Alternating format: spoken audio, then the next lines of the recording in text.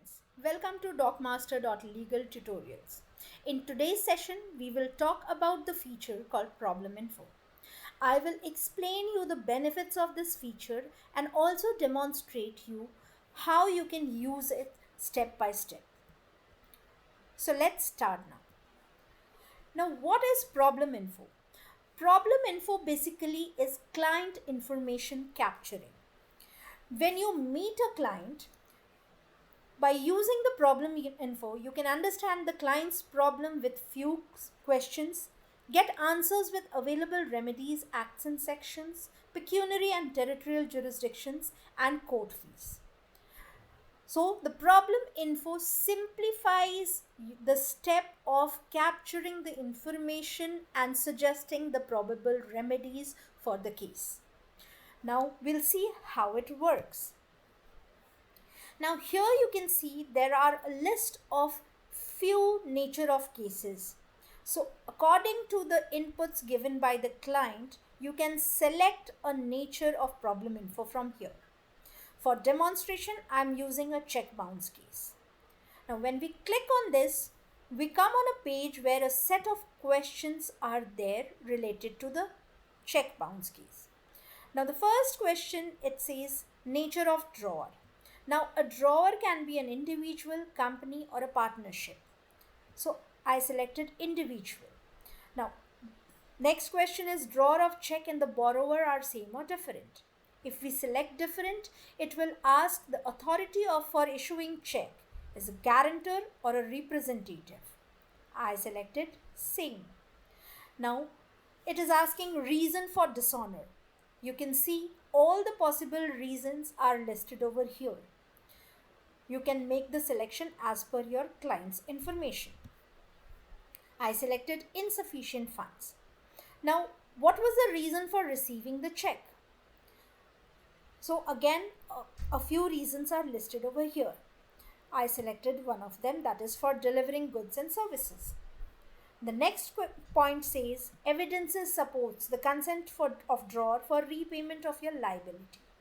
Now, what are the evidences that are available with your client to support his information?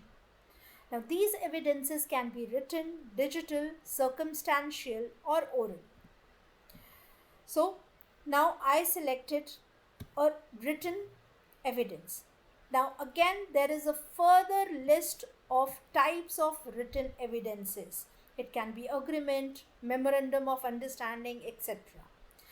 Now, if you think that your evidence or document is not listed here, we can click on any other and we can add a document here. So I selected agreement. Now, the next question comes receipt date of return memo. When was the return memo received by your client? I selected a date. Now, return memo dealing branch address. I have inserted the information. Now, what was the value of the check? I inserted a value.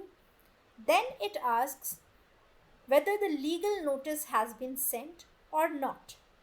If I say yes, it will ask another question that whether the mediation has been initiated or not. I selected no.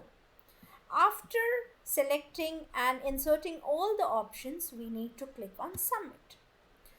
Once we submit the information, you can see all the inputs given on the previous page has been listed here. And based on these information, all the probable remedies, be it criminal proceedings or civil proceedings, whatever remedies are there have been listed over here along with the acts and sections, the procedural aspects, the territorial jurisdictions, limitations and court fees. Everything has been listed over here. In fact, if you need a clarification about any of the sections or acts mentioned over here, you can click on that particular section and act,